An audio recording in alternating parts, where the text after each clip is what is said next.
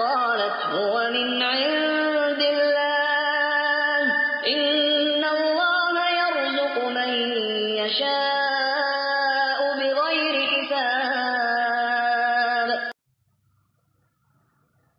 جب بچی کو جنا تو کہنے لگیں کہ پروردگار مجھے تو لڑکی ہوئی، اللہ تعالیٰ کو خوب معلوم ہے کہ کیا اولاد ہوئی ہے، اور لڑکا لڑکی جیسا نہیں۔